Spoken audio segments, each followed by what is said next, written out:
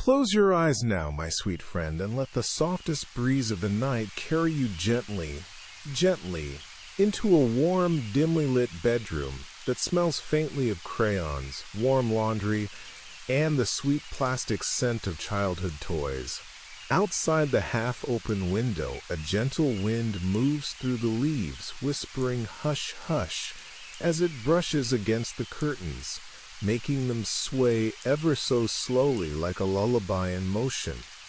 Somewhere far away you can hear the tiniest patter of rain beginning to kiss the rooftop, soft as a mother's fingertips on your forehead.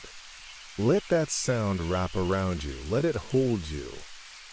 Tonight, I am going to tell you the entire story of Toy Story.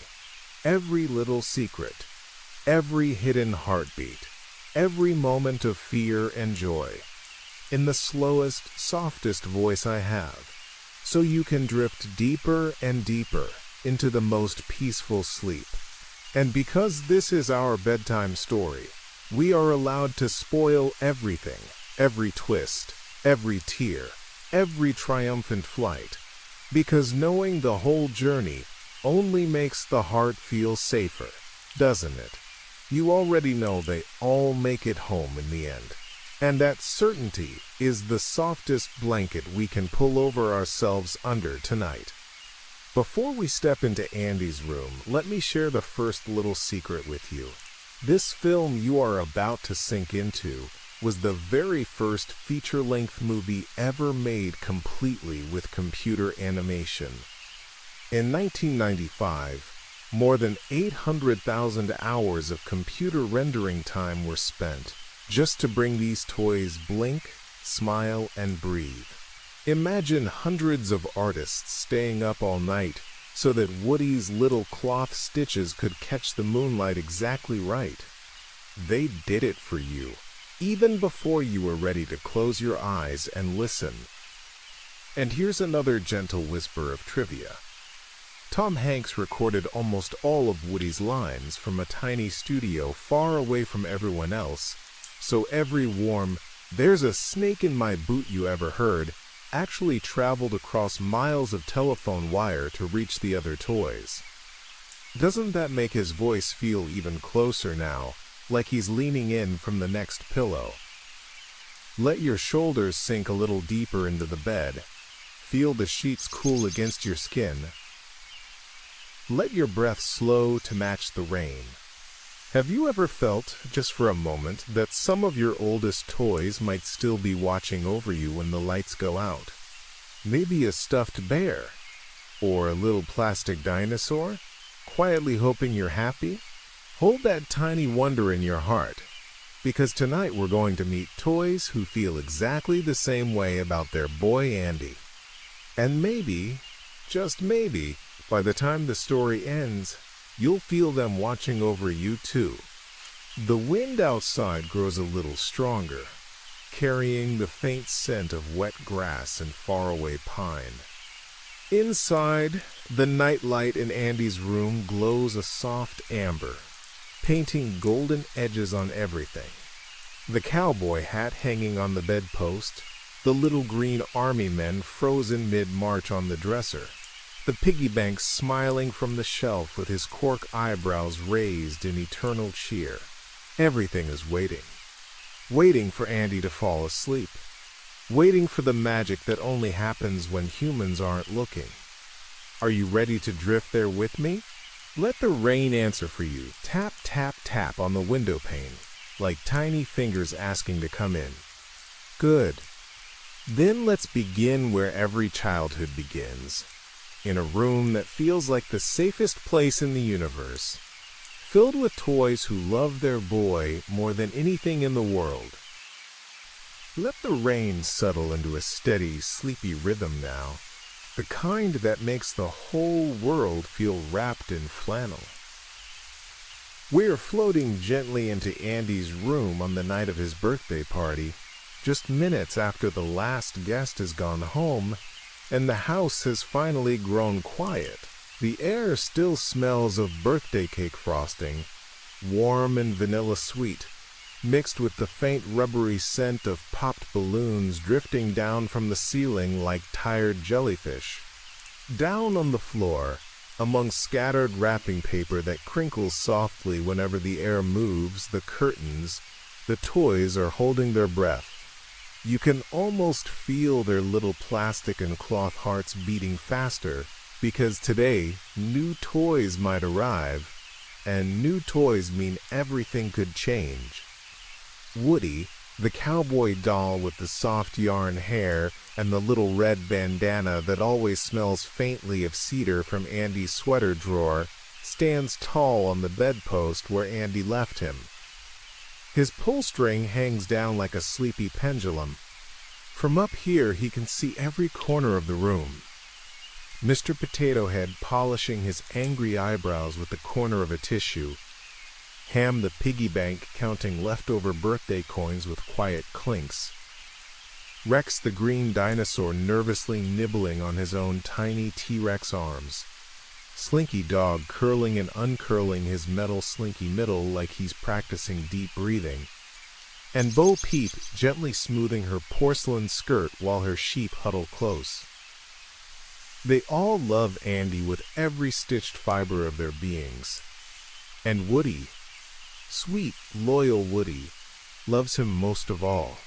He has been Andy's favorite since kindergarten, the one who gets tucked under the pillow every single night, the one whose cowboy hat Andy still wears when he plays.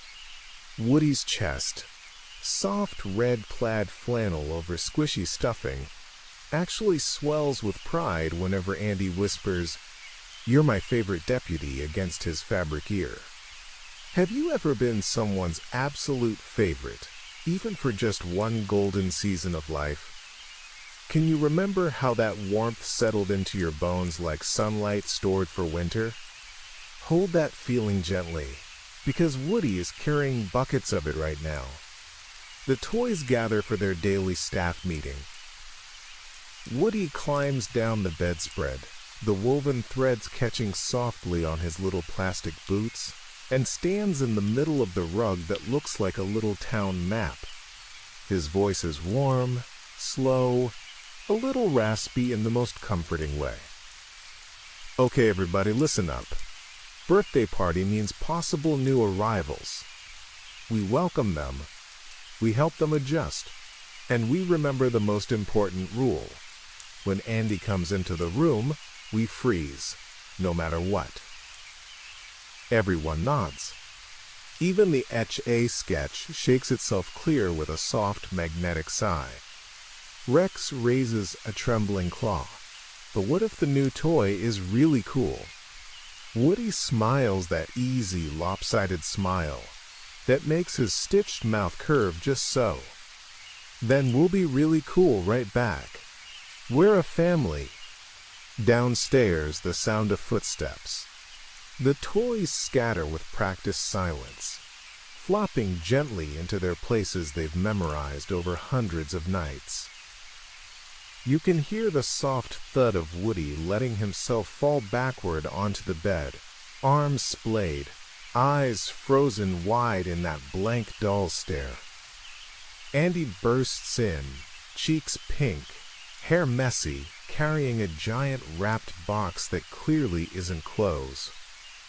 His mom follows with the video camera light glowing red. The toys stay perfectly still, while Andy rips paper that crackles like distant thunder. And then the moment every toy has been secretly dreading. The box opens, and out comes Buzz Lightyear, Space Ranger. Shiny white and green and purple plastic that gleams under the ceiling light like a fallen star. His helmet reflects the room in tiny distorted bubbles. His wings pop out with a crisp mechanical snap. And when Andy presses the button on his chest, Buzz's voice booms with heroic certainty. Buzz Lightyear to Star Command. Come in, Star Command. The sound is so confident, so alive, that every toy on the bed feels the air change. Andy is instantly enchanted. He sets Buzz right in the middle of the bed, exactly where Woody has always reigned, and declares, "This is the coolest toy ever." Woody, frozen on his back, can only watch from the corner of his painted eye as Andy gently strokes Buzz's smooth helmet the same tender way he used to stroke Woody's fabric cheek. Something inside Woody's stuffing tightens, just a tiny knot of fear he doesn't want to name yet. Later that night, when Andy is finally asleep and the moon paints silver rectangles across the carpet, the toys come back to life with soft creaks and sighs of relief. They crowd around Buzz, who is standing rigidly on the bedpost now, staring at the ceiling with fierce determination. Name's Buzz Lightyear. I've been deployed to this sector to protect it from the evil Emperor Zurg. The toys exchange glances. Slinky's ears perk. Ham drops a coin in surprise. They've never met a toy who doesn't know he's a toy. Rex whispers, "He thinks he's real." And Woody, trying to keep everything calm, steps forward with his warmest smile. "Hey there, partner. Welcome to Andy's room. I'm Woody." Buzz salutes sharply. "Sheriff Woody, I presume? Star Command thanks you for your service." The way Buzz says it, so earnest, makes Woody's smile falter for just half a second. Over the next few days we watch, quiet and close, as the balance in the room shifts like sand under slow waves. Andy takes Buzz everywhere, to the bathroom sink for decontamination, tucked into his backpack for school, even propped on the pillow at night so Buzz's glowing laser button paints soft red dots on the ceiling like distant nebula. Woody finds himself gently relocated to the toy box, or the shelf, or once even the floor, staring up at Buzz's triumphant silhouette against the nightlight. Each time Andy chooses Buzz, Woody's little felt heart shrinks a bit more. He tries to hide it. He tells himself it's temporary. But at night, when the house is asleep and the rain taps the window like it's doing for you right now, Woody sits alone on the desk and stares at his own reflection in the dark computer screen. His voice drops to the softest whisper even the other toys can't hear. "I'm still Andy's favorite, right? Here's a gentle piece of trivia for you," whispered just between us. The animators gave Woody slightly asymmetrical eyes, one a tiny bit higher than the other, because real handmade toys are never perfect, and that tiny flaw makes him feel infinitely huggable. Did you ever have a beloved toy with a crooked smile, or a missing button that somehow made you love it more? Let that memory surface softly now, like a bubble rising through warm water. And have you ever watched someone you love light up for something new, and felt a cold little breeze of fear that maybe you weren't enough anymore? It's okay to admit it here in the dark. Woody feels it too, and he's about to make some very human mistakes because of it. But that's all right. Mistakes are just love wearing the wrong clothes for a little while.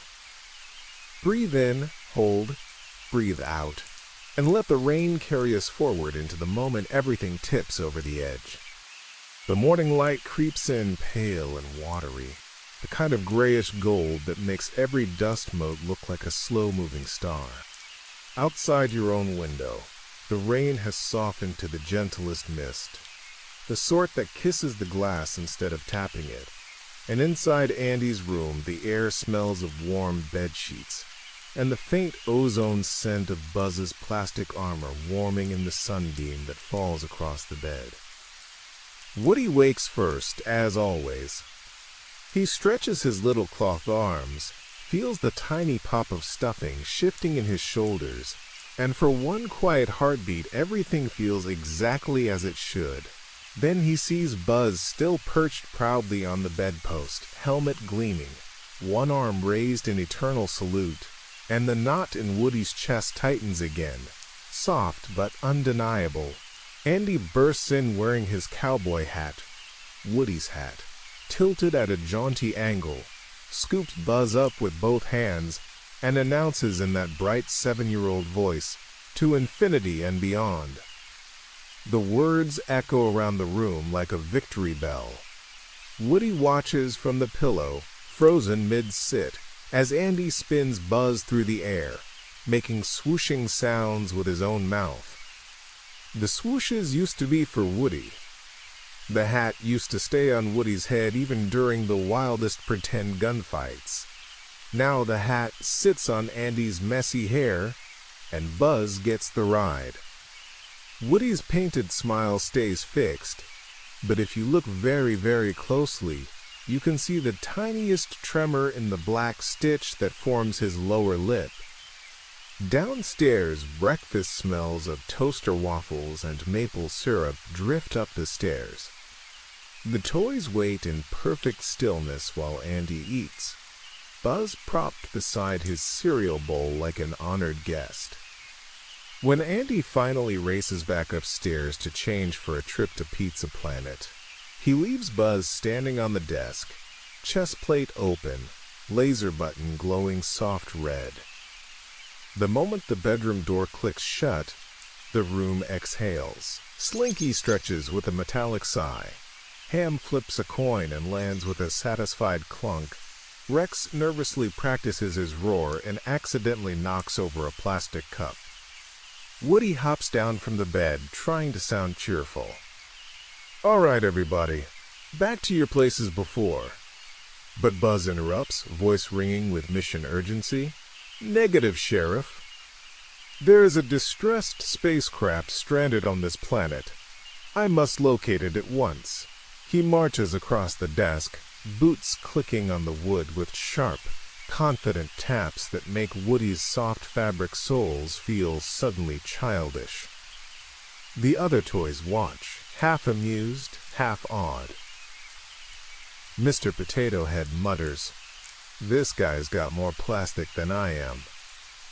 Woody forces a laugh that doesn't quite reach his eyes. "Buzz, buddy, there's no spaceship. You're a toy. We're all toys." Buzz spins, helmet visor flashing. "Toys do not possess retractable wings or voice-activated laser technology, Sheriff. I am not a toy. I am a space ranger." The certainty in his voice is so pure it almost hurts. Woody opens his mouth, closes it again. How do you tell someone their entire universe is pretend when they believe it, with every molded inch of their body? Have you ever met someone who believed something so completely that arguing felt like breaking a butterfly wing? Or maybe you were that someone once, clinging to a beautiful story because the truth felt too heavy. Let that memory rest gently on your chest like a sleeping cat.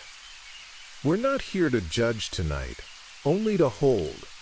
Later that afternoon, Andy's mom calls up the stairs. "We're leaving for Pizza Planet in 10 minutes. Bring one toy." One toy. The words land like a soft hammer. All the toys freeze mid-motion. One toy means someone gets to ride in Andy's pocket, feel his heartbeat through denim, smell pepperoni and arcade popcorn. Woody has gone on every single outing for years. He straightens his vest, smooths his bandana, ready to be chosen. But Andy races in, eyes shining, and grabs Buzz. "You're coming with me, Space Ranger." Woody's hand is still half raised in hopeful greeting when the door slams. The silence that follows is so thick you could lean against it. Woody stands alone in the middle of the rug, sunlight striping his plaid shirt like prison bars. The house settles around him with small creaks and sighs. From the open window comes the soft shush of tires on wet pavement as the family car pulls away. Woody walks slowly to the desk, climbs up using the lamp cord like a rope, and stares at the spot where Buzz had stood.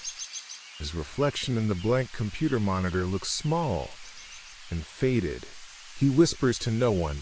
What's so special about him? He's just plastic.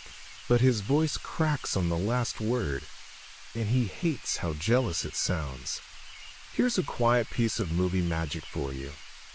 When the animators designed Buzz's suit, they added tiny scuffs and fingerprints so he wouldn't look too perfect, because even space rangers get loved hard.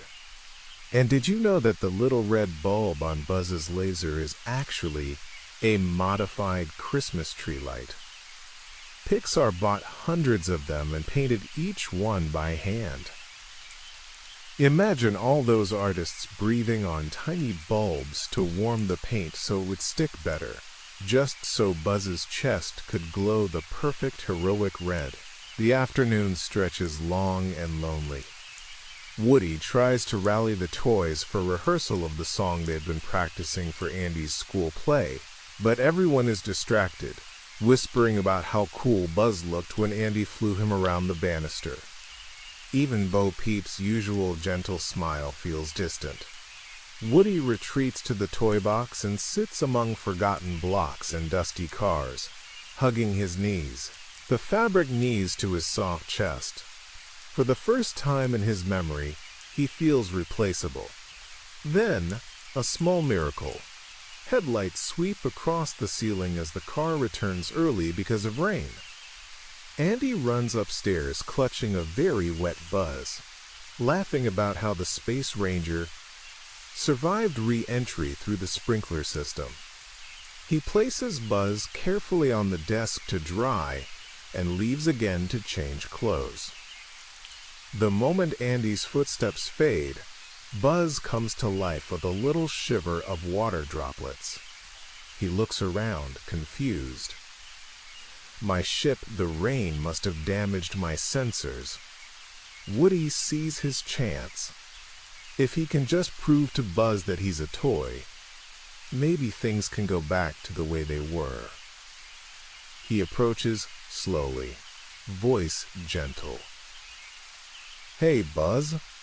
Tough mission out there, huh? Buzz nods solemnly. Affirmative. But I remain operational. Woody points to the pull string on his own back. See this? All toys have something like it. You've got buttons. I've got a string. We're the same. Buzz stares at the string as if it's written in alien language. Negative. I am equipped with state-of-the-art.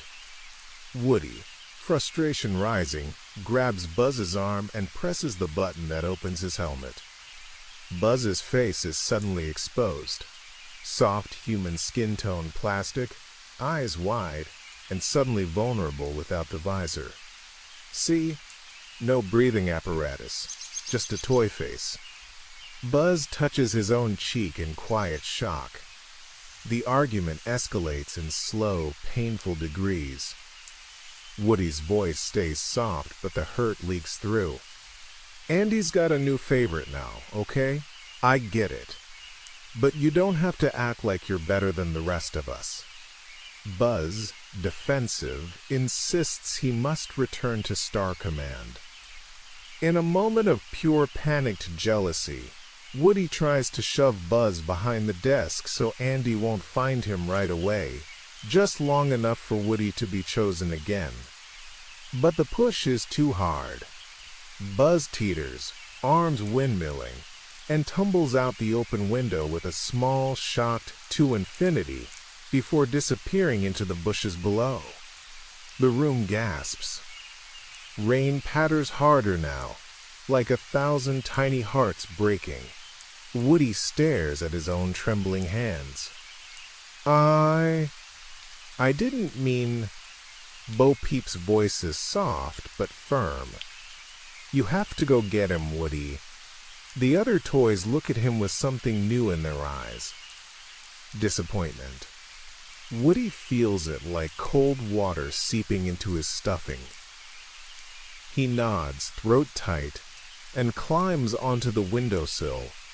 The wet leaves smell green and sharp. Far below, Buzz's white suit glows faintly in the dusk. Woody whispers, "I'm coming, partner," and lowers himself down the drain pipe, boots slipping on the slick metal, heart pounding harder than it ever has. Have you ever said something, or done something, in a flash of fear, and the moment it left your hands, you wished you could pull it back through the air like a yo-yo? Let that regret settle softly. Woody is carrying his now, and it's heavier than any toy should ever have to carry. But he's going to make it right. We know he will. Just breathe with the rain, in, out, and let's follow him down into the gathering dark. The rain has turned into a warm, steady whisper now, the kind that makes the whole world feel like it's being tucked in. Down on the wet grass, Woody lands with a soft squish of fabric knees on soaked lawn. The air smells of cut grass, muddy earth, and distant barbecue smoke from some neighbor's forgotten grill. Tiny droplets cling to his plaid shirt like morning dew on a picnic blanket. He straight lines toward the faint white glow in the bushes and finds Buzz lying on his back, one wing crumpled, helmet cracked at the corner, staring up at the stormy sky with something new in his eyes. Confusion, almost fear. Woody kneels, voice trembling. "Buzz, I'm so sorry. I didn't mean for you to fall. I got scared." Buzz sits up slowly, rainwater streaming off his smooth plastic curves. For the first time, his heroic posture sags. Scared? Space Rangers do not experience fear, but his voice wavers, and when he tries to stand, his left leg servo whines pitifully. Woody offers a hand. After a long breath, Buzz takes it. Their fingers, one soft cloth, one hard glossy plastic, fit together like two puzzle pieces that never knew they belonged side by side. They limp together toward the wooden fence that separates Andy's yard from the street.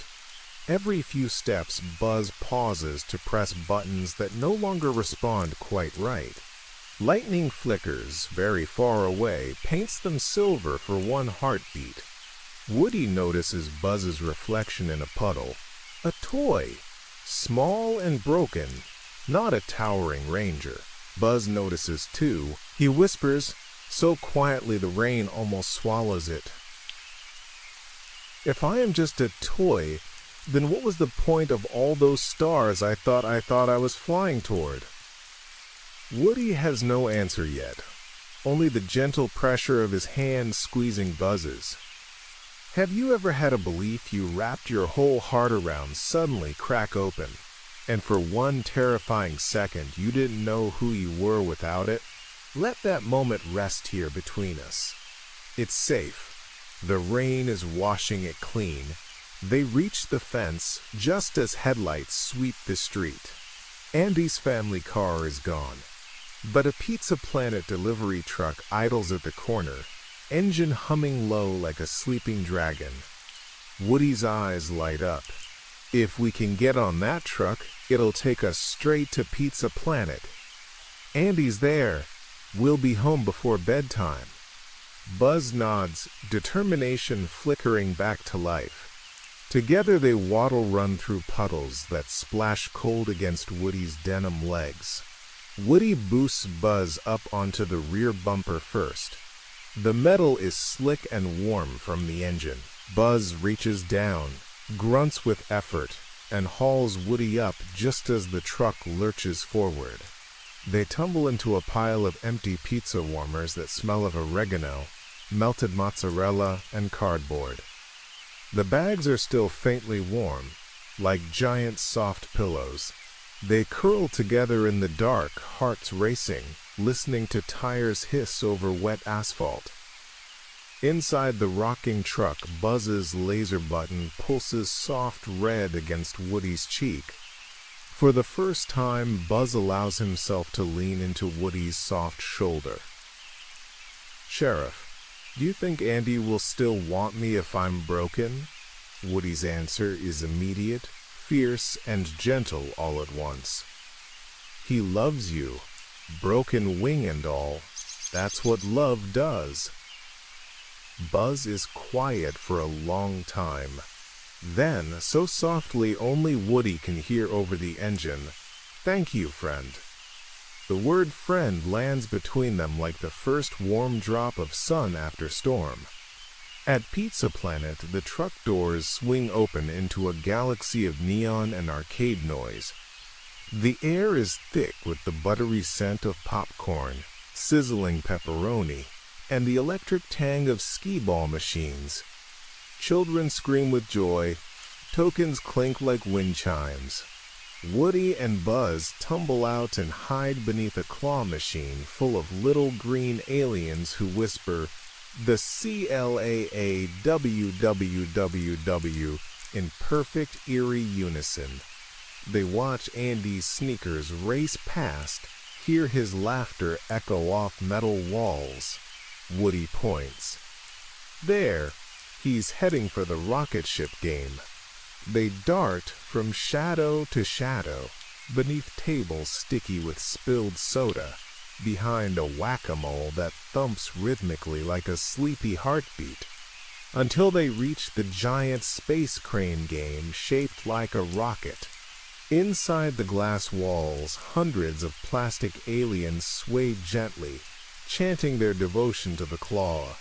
Buzz stares, transfixed. "My people," he breathes.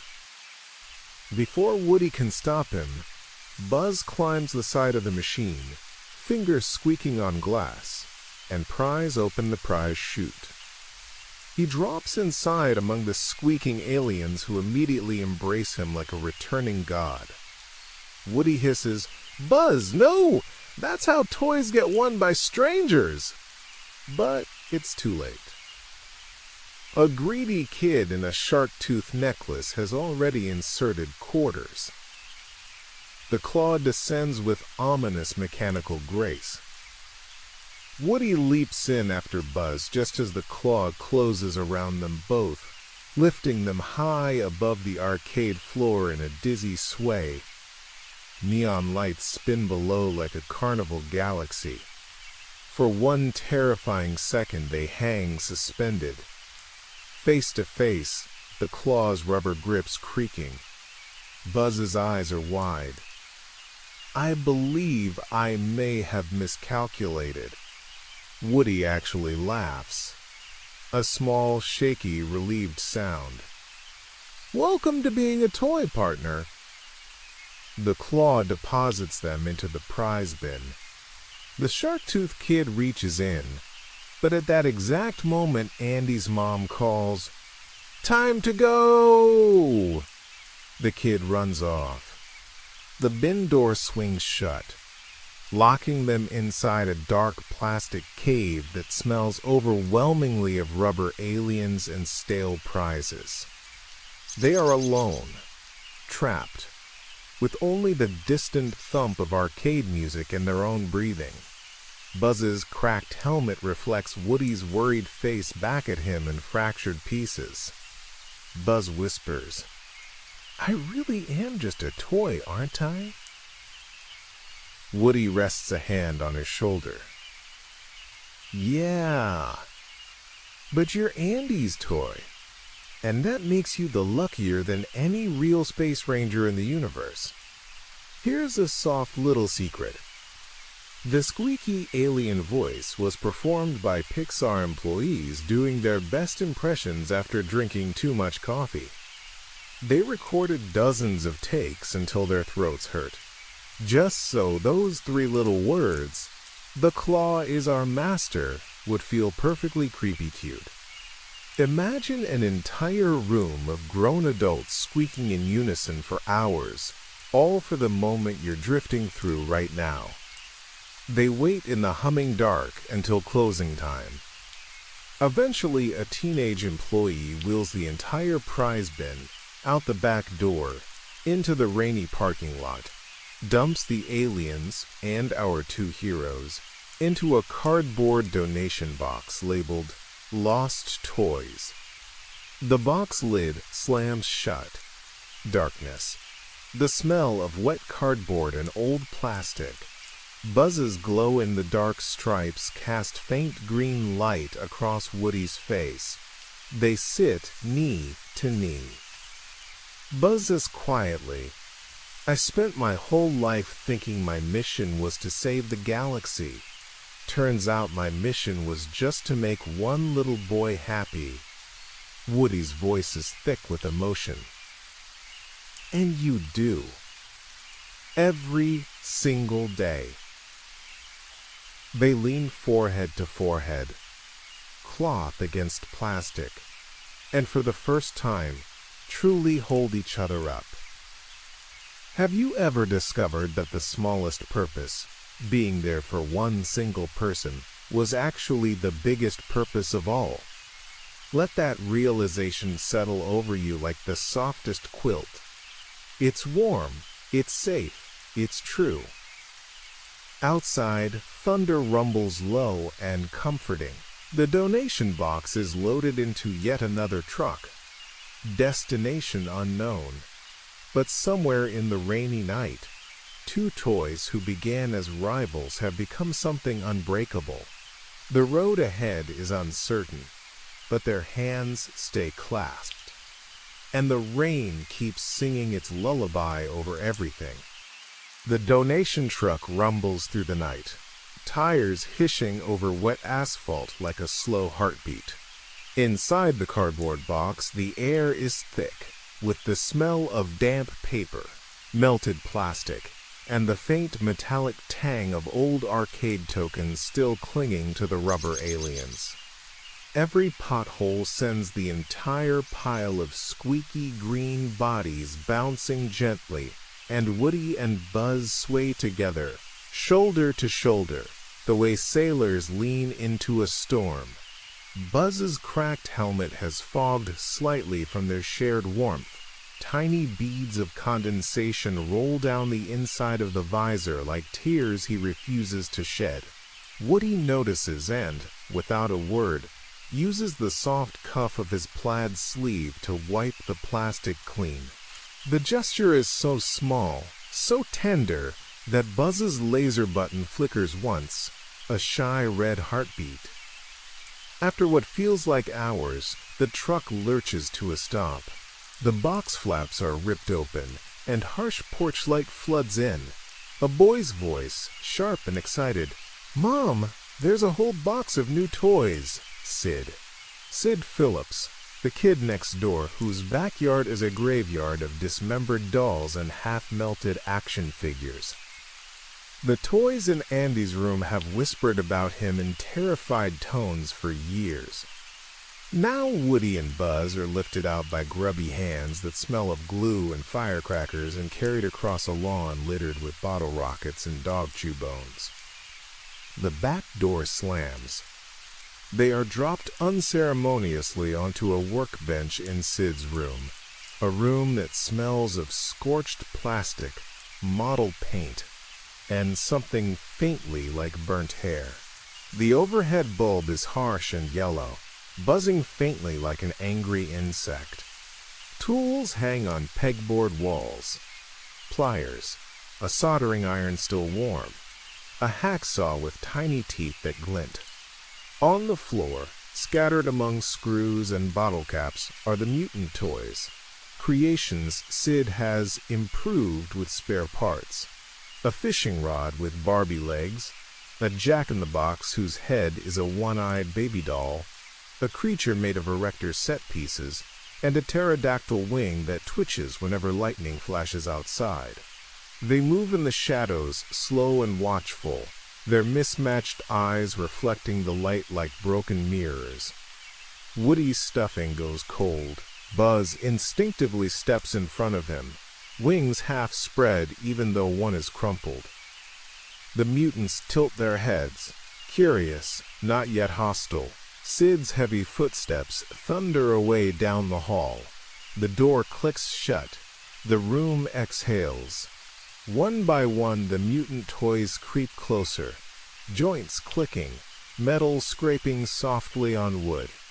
A creature with a bulldozer tread for legs rolls forward and gently touches Buzz's cracked helmet with a fishing lure hand. Another, a doll head on spider legs made of pickup sticks, offers Woody a tiny screw as if it were a flower. They are not monsters. They are survivors, stitched together from pain and still choosing kindness. Woody's voice comes out barely a whisper. They're just like us. Buzz nods slowly, awe softening his features. For the first time he sees what being a toy can truly mean. Not glory in the stars, but courage in the dark. Have you ever been in a place that felt like pure nightmare, only to discover the creatures there had hearts bigger than the fear? Let that gentle truth settle over you now, warm as flannel. Night has fully fallen. Thunder rolls overhead like a sleeping giant turning over. Sid's snoring drifts faintly from the next room. Woody and Buzz huddle beneath the workbench, sharing body heat that isn't real but feels real enough. Buzz's voice is the softest it has ever been. I used to think falling from the window was the worst thing that could happen to me, but being replaced, that hurt more. Woody rests his cowboy hat over both their knees like a tiny tent. I know. I was the one doing the replacing in my head long before you ever arrived. They sit in silence while rain lashes the window in sheets, drumming on the tin roof like 1,000 fingertips promising everything will be all right. Here's a whispered piece of magic. The Mutant toys were mostly voiced by a single sound designer named Gary Rydstrom, making weird noises into a microphone at 3 in the morning. He used everything: springs, squeaky dog toys, even his own creaking chair, just to give those broken creatures voices that somehow still sounded hopeful. Imagine one man alone in a dark studio, inventing tenderness out of garbage. Morning comes gray and dripping. Sid wakes with a yawn that smells of sour milk and bounds into the room clutching a new rocket. An enormous firework labeled the Big One. He straps Buzz to it with masking tape that sticks painfully to plastic seams, humming cheerfully. Countdown to liftoff! Buzz struggles, but the tape is merciless. Woody, hidden under a milk crate, feels panic rise like cold water in his chest. He watches Sid carry his friend outside into the muddy backyard where puddles reflect the stormy sky. The fuse is long and red, coiled like a snake. Woody creeps out, heart hammering. The Mutant toys gather silently behind him, a quiet army of misfits. He kneels in front of the leader, the fishing rod-legged creature, and speaks slowly, respectfully. We need your help to save him. The mutants exchange glances with their odd assortment of eyes and nod as one. In the next minutes, you can almost hear the rain holding its breath while the mutants move with eerie grace. The spider-legged doll head cuts Buzz's tape with a tiny saw blade. The jack-in-the-box pops open to distract Sid. The bulldozer creature rolls forward and gently lifts Buzz away from the rocket just as Sid strikes the match. Sid spins, startled, as every single mutant toy steps into the light. Their shadows stretch long and strange across the muddy grass. For the first time, they are not hiding. Sid's face goes pale. The soldering iron in his hand trembles. Woody steps forward, voice steady for the first time since the whole nightmare began. We toys can see everything. So play nice. The mutants advance in perfect, silent formation. Sid screams, drops the match into a puddle where it hisses out, and runs inside, slamming the door so hard the windows rattle. The mutants turn to Woody and Buzz, eyes shining with something like pride, and gently bow their mismatched heads. Buzz, now free, stares at the creatures who saved him. His voice cracks. You You're all incredible. The fishing rod creature offers Buzz his lost helmet piece, polished clean. Buzz takes it with shaking fingers and clips it back into place. The crack is still there, but somehow it looks like a badge now. Have you ever been rescued by the very people you were once afraid of? Or maybe you were the rescuer, showing up with your own cracks and still choosing bravery? Let that memory glow softly inside your chest tonight. It's part of you. The storm finally breaks. Sunlight spills sudden and golden across the wet yard, turning every puddle into a tiny mirror of the sky. Woody and Buzz stand side by side, soaked, battered, but together. In the distance they hear Andy's mom's car pulling away for the move. Moving day has arrived without them. The moving truck's engine growls like a waking bear. They have only minutes to get home before Andy leaves forever. Buzz spreads his wings, one still bent, and looks at Woody with absolute trust. To infinity? Woody smiles. The first real smile in days. And beyond, partner. Hand in hand they run, boots and plastic feet splashing through puddles that reflect the new blue sky. The mutants wave from the fence with their strange little arms, a quiet goodbye full of love. The sun is low and honey-colored now, pouring sideways through the neighborhood like warm syrup. Every leaf-strewn streets glisten. Every parked car wears a shimmering coat of raindrops, and the moving truck's engine rumbles 2 houses down like a sleepy giant clearing its throat. Woody and Buzz sprint along the sidewalk, boots and space boots splashing in perfect rhythm. The air smells of wet asphalt, distant barbecue smoke, and that sweet after-rain scent that makes everything feel freshly laundered by the sky. Woody's cowboy hat is soaked and floppy, the brim dripping tiny rivers down his back, but he doesn't care. Buzz's cracked wing flaps uselessly, yet he runs with the same heroic posture he always had, only now it is softened by something gentler, hope instead of certainty. They reach the rear bumper of the moving van just as it begins to roll. The metal is warm from the day's sun and slick with rain. Woody leaps, fingers scrabbling for purchase, and manages to hook one arm over the tailgate. Buzz jumps a heartbeat later. His plastic fingers slip once, twice, but Woody swings down, catches Buzz's wrist, and hauls him up with a grunt that comes from every ounce of stuffing in his body. They tumble together into the empty cargo hold, landing on a soft pile of flattened cardboard boxes that smells of cardboard dust, old blankets, and the faint sweetness of Andy's baby lotion still clinging to a forgotten quilt.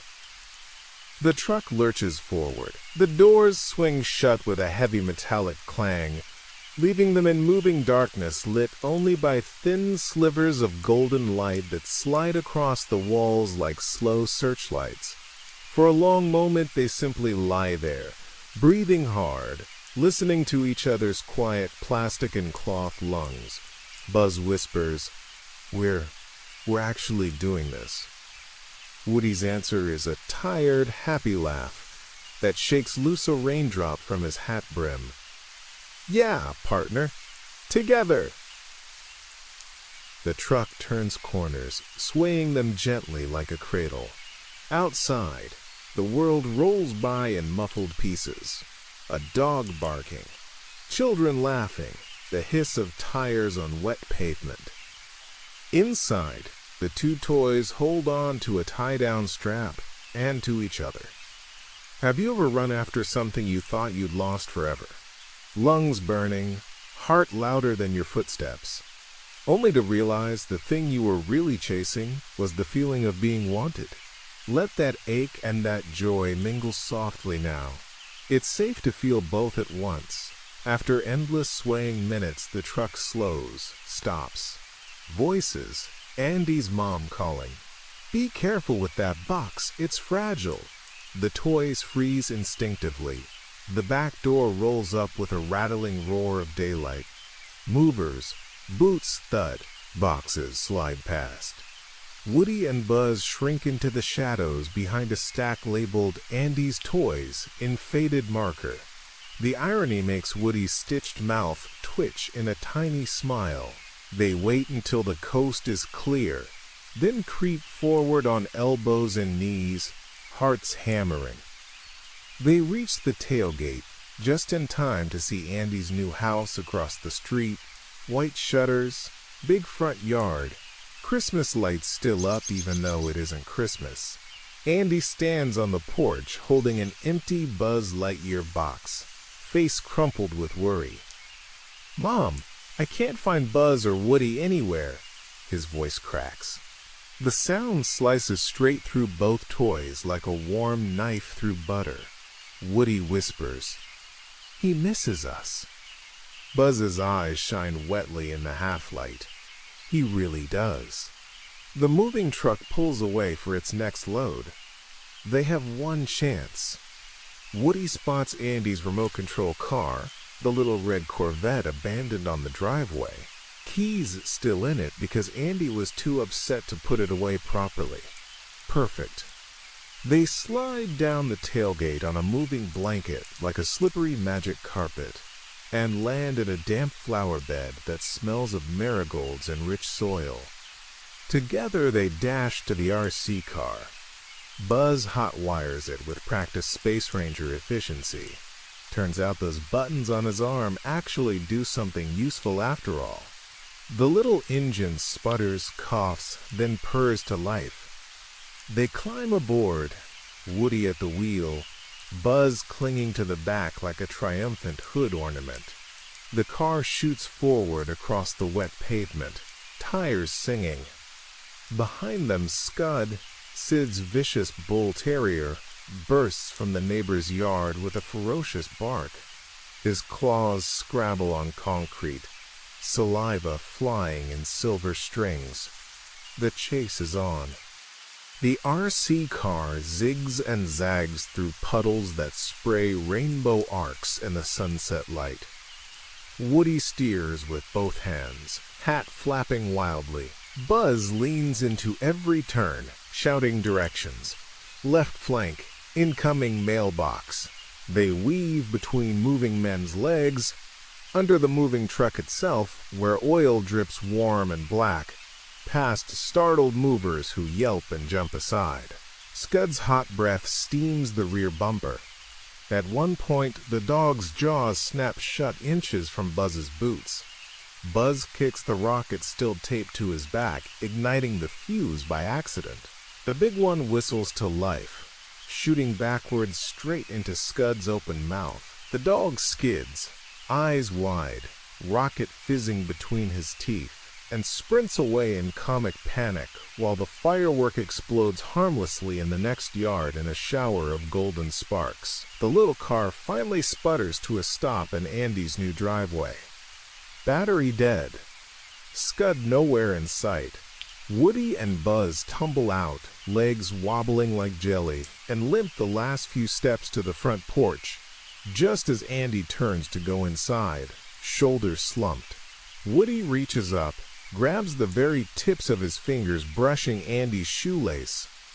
"Andy," he whispers, though he knows Andy can't hear. But Andy pauses, looks down, and his face blooms into the brightest smile the world has ever seen. He scoops them both up in one giant hug, pressing them to his wet cheeks. "You're here. You came back." His tears are warm and salty against Woody's fabric face and Buzz's cool plastic helmet. The boy smells of rain, and little boy sweat and home. Inside the new room, everything is boxes and fresh paint smell and possibility. Andy gently places them on the windowsill, where late sunlight turns Buzz's armor into a rainbow and Woody's hat into fire. The other toys, already unpacked, cheer softly as Woody and Buzz limp in through the open window, muddy, torn, wings bent, stuffing peeking from a rip in Woody's arm, but whole. Bo Peep kisses Woody's dusty cheek. Slinky wraps around both their ankles. Rex actually cries happy tears that drip off his plastic snout. Ham clinks coins in celebration. Even Mr. Potato Head offers a grudging, "Not bad, cowboy." Andy tucks them into bed that night side by side, Buzz on the left, Woody on right, exactly equal. The new room smells of fresh carpet and cardboard and Christmas morning, even though it's not Christmas. Outside, the last of the rain clouds drift away, leaving a sky full of early stars. Andy whispers sleepily, "Best moving day ever," and falls asleep with one arm around each of them. Here's the final gentle secret. When Tom Hanks and Tim Allen recorded the last scene together, they actually teared up for real. The director kept the take because the tiny catch in Woody's voice when he says, "You've got a friend in me," wasn't acting anymore. Have you ever come home after thinking you'd lost everything, only to realize home had been carrying you in its heart the whole time? Let that feeling bloom slow and wide inside your chest now. You are held, you are wanted, you are enough.